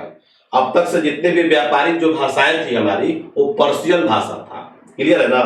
पारसी लैंग्वेज थी। लेकिन उस पारसी लैंग्वेज को जाकर के 1833 के चार्टर एक्ट के तहत उस लैंग्वेज को क्या कर दिया गया? अंग्रेजी कर दिया गया। व्यापारिक अधिकार करने का जो लैंग्वेज होगा वो अंग्रेजी होगा। ठीक है? उसके बाद आगे चल करके जैसे हमारा कॉन्स्टिट्यूशन जो बन रहा था, जो हिंदी को राष्ट्रभाषा के रूप में एक्सेप्ट जो करना था, वो सही, इसका सही आंसर आपको क्या मिलेगा, 14 सितंबर 1949 को। लेकिन हिंदी और अंग्रेजी दोनों चल रहा था, लेकिन जाकर के अंततोगत्वा 26 जनवरी 1965 को हिंदी को राष्ट्रभाषा तो है ही और ऑफिशियल लैंग्वेज भी आपको हिंदी को दिया गया। ये नेशनल लेवल पर है, ध्यान रखिएगा। भले जो है आपका महाराष्ट्र में मराठी चलता हो, नागालैंड में अंग्रेजी चलता हो, है ना, तो अलग, जैसे बंगाल में बंगाली भाषा में चलता हो, वो बात अलग है, लेकिन आपको एक्सेप्ट करना है हिंदी में भी और अंग्रेजी में भी, एकदम ध्यान रखिएगा। उसमें स्पष्ट तौर पे जाकर के 26 जनवरी 1965 को, इसलिए हिंदी हमारा क्या है, एक राष्ट्रभाषा है ना। हिंदी है हम वतन हिंदुस्तान हमारा, हम बुलबुले हैं गुलती इसकी गुलसिता हमारा, नाम सुने हैं ना। तो इस तरह से क्वेश्चन आपको अगर जब भी अगर आएगा तो निश्चित तौर पर जो आपको याद करेंगे। सारे के सारे व्यापारिक अधिकार को जाकर के समाप्त कर दिया गया था इस एक्ट के तहत। जो भी आपका चाय मिल रहा था, चाय चीनी जो मिल रहा था, यही क्वेश्चन आपका बिहार दरोगा में आया था, इसको भी नोट कर लेंगे, लिख लेंगे। इस अधिनियम के तहत सारे व्यापारिक अधिकार को समाप्त कर दिया गया, लिख लेंगे। यही ना क्वेश्चन आया था आपका। इस अधिनियम के तहत सारे व्यापारिक अधिकार को समाप्त कर दिया गया था। क्लियर है? कौन सा अधिनियम? 1833, नोट कर लीजिएगा, बहुत अच्छा पॉइंट। पानी थोड़ा पी लिया जाए।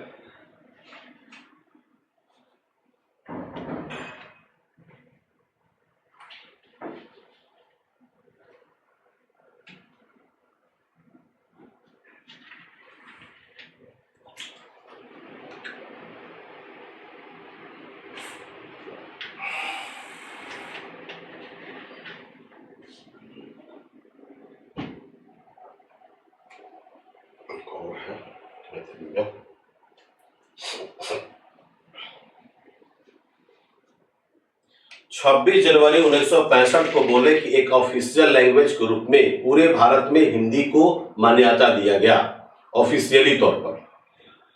हिंदी हमारा राष्ट्रभाषा है, ये कॉन्स्टिट्यूशन में है ना। 22 गो भाषाओं का नाम सुने होंगे जाकर के 8वीं अनुसूची में, सुने है ना। तो उसके अलावा भी जो हिंदी को पूरे भारत में किसी भी, मान लीजिए आपको जाना हो, किसी ऑफिस में कामकाज की बात करनी हो, तो जरूरी नहीं है कि वहां की लोकल लैंग्वेज में ही हम लिख करके देंगे। आपको हिंदी के रूप में भी आप एप्लीकेशन लिख करके आप दे सकते हैं। क्षमा प्रार्थी जो आपको करना आप कर सकते हैं, ठीक है।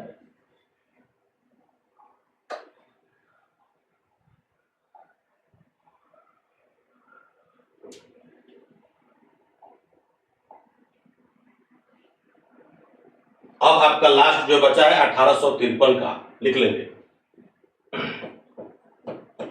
1853 ईस्वी का अधिनियम, बोलो बाबू। अब जितने भी आपको सेक्शन जो हम पढ़ाए हुए हैं उसका ऑब्जेक्टिव भी आप लोग क्वेश्चन तैयार कर लीजिएगा, पढ़ लीजिएगा। इसका ऑब्जेक्टिव क्वेश्चन भी आपको हमको तैयार करके देना है।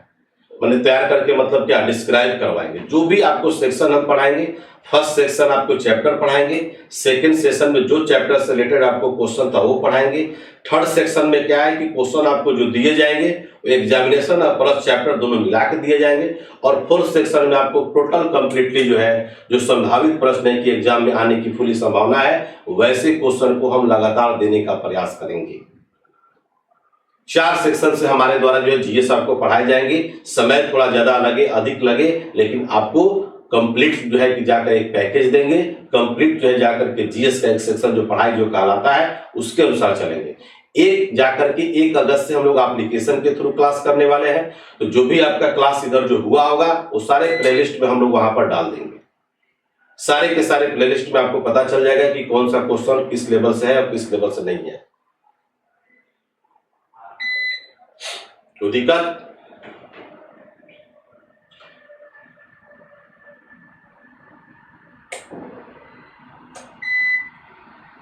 अब देखिए, पहला पॉइंट इसका लिखेंगे जो कोर्ट ऑफ डायरेक्टर्स था। कोर्ट ऑफ डायरेक्टर्स मतलब समझ रहे हैं ना, एक गवर्नर, एक उप गवर्नर और 24 मेंबर। तो कोर्ट ऑफ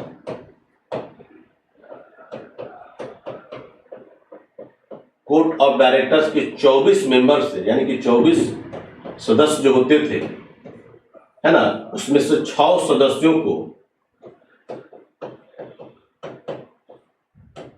निलंबित कर दिया गया हमेशा के लिए। इसलिए कि अब जो है मान लीजिए कि जो कोर्ट ऑफ डायरेक्टर्स था जिसमें 26 को जो मेंबर थे, तो 26 मेंबर से अब जो है व्यापारिक अधिकार को जब पूर्ण रूप से जब समाप्त कर दिया गया था, तो इतने मेंबर को रहने की कोई आवश्यकता नहीं है। तो 24 जो मेंबर हुए थे उसमें 6 को क्या कर निलंबित कर दिया गया, तो रेस्ट कितना बचेगा, 18 सदस्य। ये भी धीरे धीरे आगे चल के सब खत्म हो जाएंगे। तो इसमें सबसे पहला पॉइंट यही है कि जिसमें जाकर के निलंबित कर दिया, इसमें 18 सदस्य जाकर के कामकाज देखते थे। अब संख्या इसकी कोर्ट ऑफ डायरेक्टर की संख्या कितनी हो गई, 18 हो गई।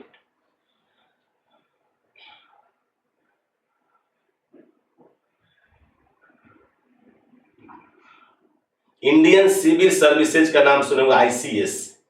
1853 के चार्टर अधिनियम के तहत ही जाकर के आईसीएस, इंडियन सिविल सर्विसेज का जाकर के प्रारंभ किया गया था। उस समय लॉर्ड डलहौजी का पीरियड था। लॉर्ड डलहौजी का मतलब होता है 1848 से लेकर के 56 तक।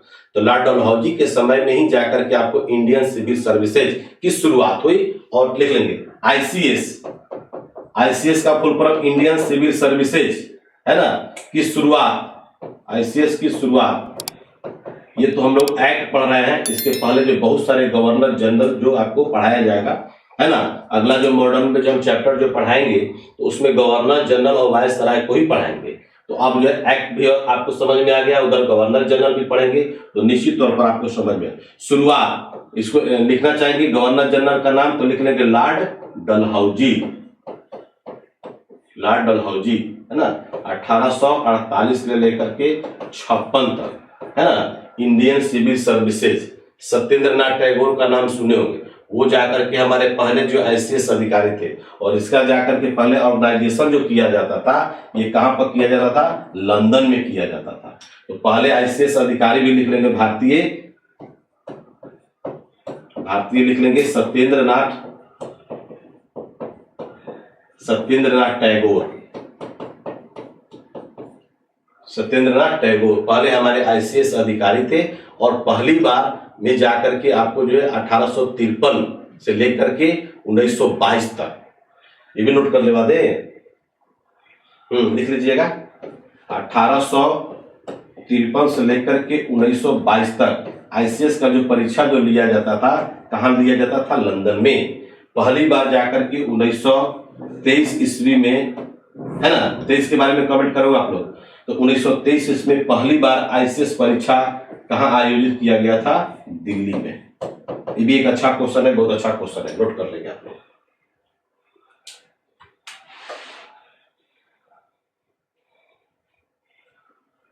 सत्येंद्रनाथ टैगोर,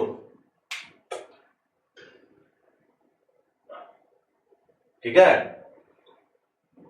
इस अधिनियम के तहत यानी 1833 के चार्टर एक्ट के तहत, 33 का चार्टर एक्ट तो खत्म हो गया, पूरे व्यापारिक एकाधिकार को समाप्त कर दिया गया। तो जब 24 उसमें मेंबर थे तो वही काम किया करते थे। उसमें जाकर के पहले 6 मेंबर को जाकर के उसको हटा दिया गया, यानी कि इसमें कोर्ट ऑफ डायरेक्टर्स में संख्या कितनी हो गई, 18। और 1853 के अधिनियम के तहत ही, है ना, भारत में पहली बार जाकर के आईसीएस परीक्षा, यानी कि जाकर के पहली बार जो है आईसीएस परीक्षा की शुरुआत हुई, जिसमें भारतीय भी परीक्षा देंगे, ठीक है। तो वो जाकर के आपको लॉर्ड डलहौजी का पीरियड होगा, जो भारत का गवर्नर जनरल था उस पीरियड में, यानी कि 1800 कब से 48 से लेकर 56 तक। और ये पीरियड आप देख रहे हैं कि 53 में, ठीक है ना, 53 से लेकर के 19, यानी कि 53 में शुरुआत हुआ था और 22 तक चला था। 22 समझ रहे हो ना। आईएनसी, भारतीय राष्ट्रीय कांग्रेस का अधिवेशन बिहार में हुआ था 22 में। कहां पर हुआ था, गया में। 12 में हुआ था बांकीपुर पटना, तो 12 भी है, 22 में 1940 में जाकर के रांची रामगढ़ में, ठीक है। तो 1853 से लेकर आपको कब हुआ था, 1922 तक। और 1923 में पहली बार जाकर के जो इंडियन लोग जो आईसीएस की परीक्षा देना चाहते थे, वो उनका ऑर्गेनाइज जो कहाँ किया था लोग, अब दिल्ली में होने लगा, ठीक है। इस अब आगे क्या है, अब आगे है आपको 1857 का विद्रोह, नाम सुने ही होंगे आप। 1857 का विद्रोह, जिसको सिपाही विद्रोह के भी नाम से जाना जाता है। बीडी सावरकर ने जाकर के 1857 का स्वतंत्रता संग्राम एक बुक भी लिखे हैं, है ना? बोलिए, 1857 ईस्वी का विद्रोह, कोई दिक्कत?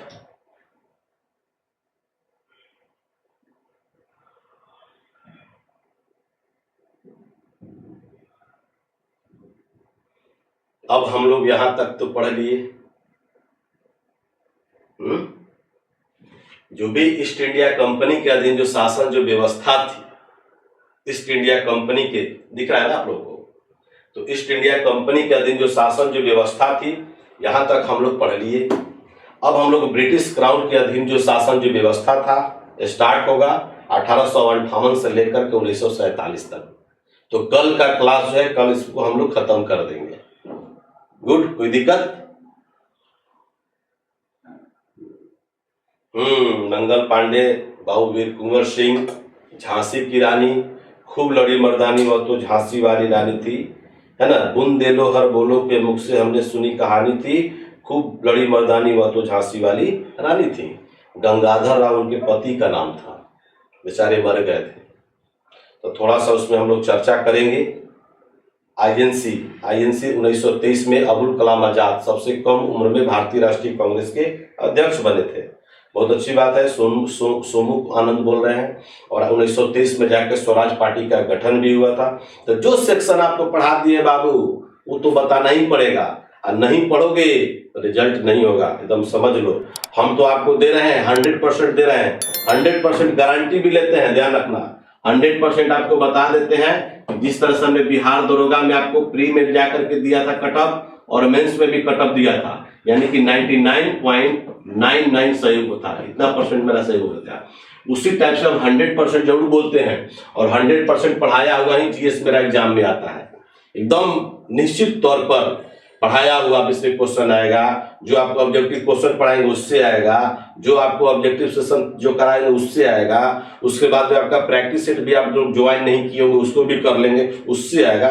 तो सब मिला करके आप मान लो कि सब्जी बनाने चले हो, तो केवल आलू डाल देने से सब्जी बन जाएगा? नहीं ना, उसमें तेल चाहिए, है ना?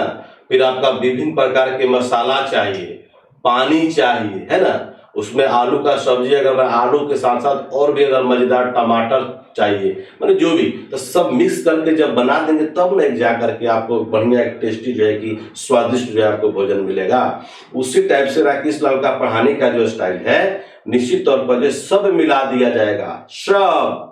तब लास्ट में आपका बम बम, अभी हर हर महादेव अभी चल रहे हैं, यानी कि अभी जो है जाकर के आपको बाबा भोलेनाथ, है ना, जाकर के सब लोग जो है देवघर में जा रहे हैं। तो हर जगह देवघर है। हमारे बक्सर में जो है कि बुरहानपुर शंकर जी का बहुत बड़ा मंदिर है, बुरहानपुर का मंदिर बोला जाता है। उसके बाद जो है कि आपको रोहतास जिला में चले जाएंगे तो गुप्ता धाम है, गुप्ता धाम, वहां भी शंकर जी का मंदिर है। तो हर जगह जो है सावन, हमको लगता है कि सावन में ही जाकर के आपको शंकर भगवान आते हैं, और बाकी आपका 11 महीना शंकर भगवान लगता है कि कैलाश पर्वत पर बैठ जाते हैं। तो पूजा करना है तो सालों भर करो आप। सावन का मतलब ऐसा थोड़े कि केवल शंकर जी, है ना? दिल्ली में, इलाहाबाद में नहीं बाबू, इलाहाबाद में नहीं, दिल्ली में।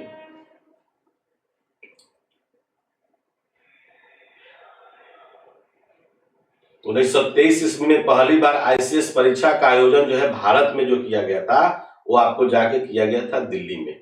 नोट कर लीजिएगा। I am from Bhagalpur. तो आज आप लोगों का क्लास कैसा लगा? और आप लोग को पढ़ा दिए ईस्ट इंडिया कंपनी का अधीन शासन।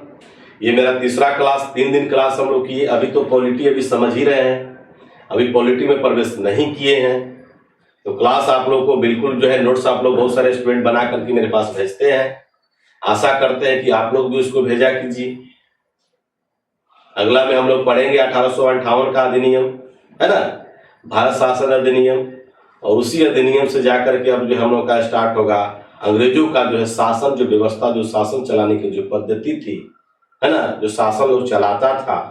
पहले तो व्यापार करता था, व्यापार ही थ्रू जो है शासन चलाता, मतलब दोनों उसमें कंबाइंड था। लेकिन धीरे धीरे व्यापार को क्या कर दिया गया, समाप्त कर दिया गया।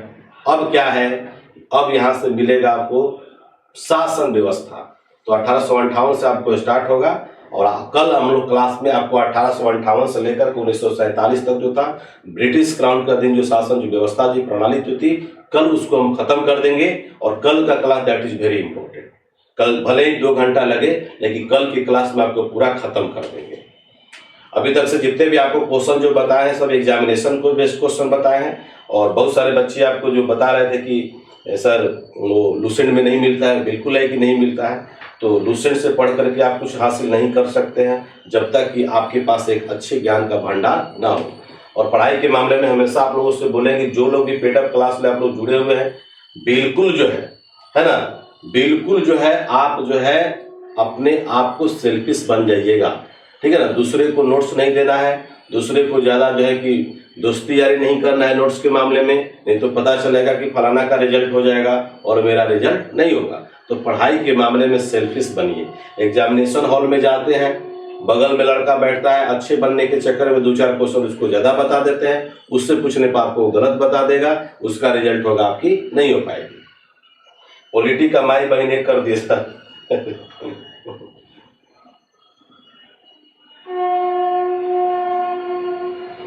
कोर्ट ऑफ डायरेक्टर्स में 24 जो मेंबर थे उसमें 6 मेंबर अब हट गए। तो 6 मेंबर में 24 में से अगर 6 गो मेंबर को हटा दिया जाएगा तो 20 कैसे होगा बाबू? 18 होगा ना। अब्दुल बसीट बोलो। काजल यादव पूरा याद हो जाता है सर पढ़ाते हैं तो, थैंक यू। हमारा मकसद यही है। सोनाली कश्यप अभी तुम दिखाई दे रही हो सर, बहुत अच्छा लगा। नोट्स बनाइए, आप लोग नोट्स बनाइए, 2-3 बार वीडियो को देखिएगा, लिंक मिल जाएगा। और ये सेक्शन जो है ऑब्जेक्टिव क्वेश्चन है और आपको नॉलेज का भंडार मिल जाएगा। बहुत सारे बच्चे जो है भुलाई भटकर जो है दूसरे चैनल पे ऑनलाइन क्लास भी ले चुके हैं, लेकिन वहाँ पर उनको सेटिस्फैक्शन जब नहीं मिला तब हमसे लोग बात करता है। तो हम चाहते हैं कि जो भी आपके मित्र हैं, जो गण हैं, जो दोस्त हैं, यार हैं, है ना, भाई हैं, बहन हैं, सबको बताइए कि क्लास करने से क्या फायदे होंगे एजुकेशन ई गुरुकुल से।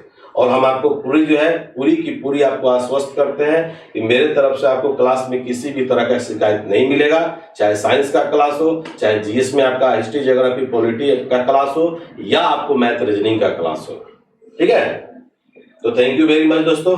आज का क्लास हम लोग यही समाप्त करते हैं। और कल जो है ब्रिटिश क्राउन के अधीन जो शासन, जो प्रणाली जो है, कल आपको बहुत मजा आने वाला है। इसलिए आशा करते हैं कि कल का क्लास आप लोग मिस नहीं करेंगे।